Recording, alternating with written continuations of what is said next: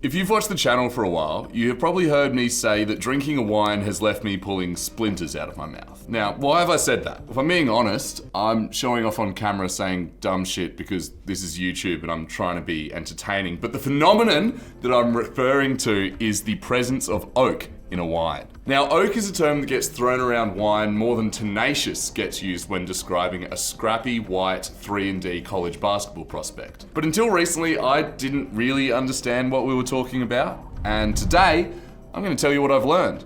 Welcome to Bottle Shock. Got wood?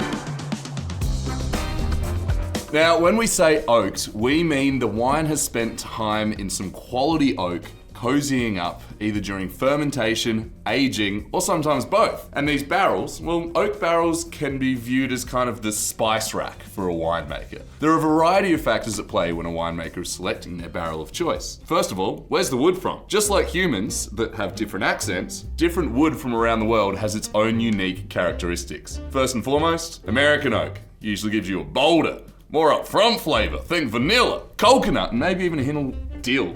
It's like kind of like the life of the party. French oak, often a little bit more subtle and suave, lending spicier notes. Think clove, cinnamon, a more elegant structure, very chic, very French. And then there are others too, like Hungarian oak, offering a slightly different or nutty, spicy profile. We've got some Vineyard oak out the back, but essentially, country matters. Variable number 2, we've selected our barrel and now it is time to toast it. Before the wine ever sees the inside of the barrel, that barrel is toasted, literally, with fire. And just like your toaster at home, you know how when you crank that dial up, you get different levels of toasting, you get different flavors? Same thing is true when toasting wine barrels. If you've got a light toast, there's probably gonna be some subtle wood notes, maybe a little bit of spice. Medium toast, hello, caramel, vanilla, toffee. And then heavy toast, that's when you start getting that sort of like smoky, coffee, or dark chocolate sort of vibes. And it's not just flavor that this oak affects, it's feel.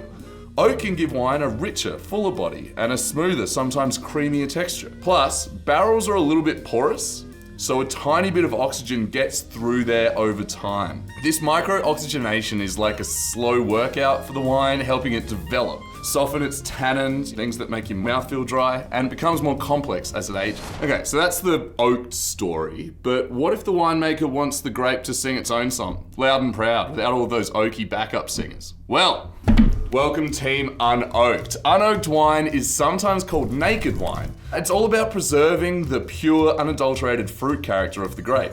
The winemaker's goal here is freshness, vibrancy, and letting the vineyard and the grape do all of the talking for itself. So instead of oak barrels, these wines are typically fermented and aged in neutral vessels. Think stainless steel tanks. These are the rock stars of the unoaked wine world. They're like a perfectly clean, non-reactive container that doesn't add any flavor, just lets the wine be itself. Concrete tanks. Yeah, the concrete. Sometimes even egg-shaped. These are also neutral, but some people think they allow a little bit of oxygen in. It's kind of like the oak treatment, except without the wood, but you still get a little bit of oxygen. It's like the medium point. The result of using these vessels? Often, unoaked wines are crisp and refreshing. Think of that bright acidity in your mouth that makes you water.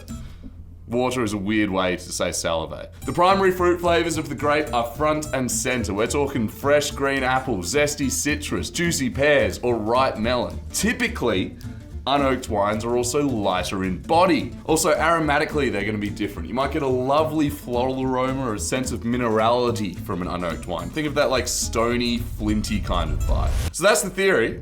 Let's put it into practice. Round 1 is the sniff test. If you're smelling yourself a glass of oaked wine, you might be transported to a bakery. Vanilla, toast, baking spices. And if it's American oak, maybe you get a whiff of that coconut suntan lotion. Woody. Unoaked, now sniff an unoaked wine. It's like walking through a fruit orchard or a flower garden. Fresh, bright, maybe even a little bit floral. Or that cool whetstone minerality that you get in Riesling, for example. Next up, you're gonna have a little taste, feel it around your mouthfeel. Oaked. Oh, it feels richer and rounder, has a creamier texture. Think of that oak Chardonnay with its classic buttery notes. Oak also adds tannins, as we've mentioned, which can give red wine more structure or give white wine a bit more of a mouthfeel. Now, unoaked, over here. Be prepared for zing. Pickle. Big pull, zesty, noticeable acidity, lighter body, clean, refreshing finish. Pure fruit is the star of the show. And the other thing that you might notice is that these wines look very different. Oak can deepen the color of white wine, turning it into a golden or even amber color over time. Whereas unoaked wines are usually paler, maybe even a very light straw or greenish hue. Now for reds, I'm not gonna pour any, but for reds the color doesn't change as dramatically, but it can help to stabilize it and make it look more intense and deep. That's because of that slow oxygen interaction that we were talking about before. And finally, the main final difference between an oaked and unoaked wine is how long you can potentially age it for. Now, generally speaking, oaked wines, especially reds, have more of a runway for aging. The tannins and structure from the oak, plus the gentle oxygen exposure, help them develop more complex flavors over the years. Unoaked, well, most unoaked wines are made to be enjoyed while they're young and fresh to capture all of those vibrant fruit characteristics. There are exceptions, of course, but that's the general vibe. First of all, Chardonnay. Chardonnay is the great chameleon. This grape is a superstar in both styles. Oaked Chardonnay can be rich, buttery, and full of vanilla. Think like Californian or Burgundian Chardonnay. Unoaked Chardonnay, like those from Chablis, is crisp, appley, and mineral.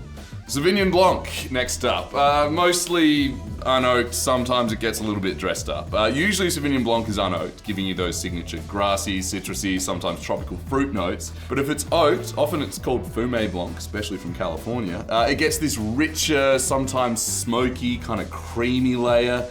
And then you go into the reds that love oak. Many famous red grapes are almost always seeing some form of oak. Cabernet Sauvignon, Merlot, Syrah, Shiraz, Pinot Noir, though they're kind of more subtle with their use of oak and Pinot usually. They benefit from the structure and complexity that oaks bring. Whites that often go unoaked, talk about Pinot Grigio, especially that crisp Italian style. This is a classically unoaked white. Many Rieslings, particularly those amazing German ones that balance sweetness with high acidity, and grapes like Gruner Veltliner often do really well without seeing any oak. One quick side note, sometimes you see oaky notes in cheaper wines. Not all that glitters is barrel-aged gold. Sometimes oak chips, staves, which are like these big planks of wood, or even oak essence are added to wine in tanks to mimic barrel flavors. It's a more budget-friendly way to get some oak character, but connoisseurs will often say it can taste a little bit less integrated or more obvious than true barrel aging. So after all of that,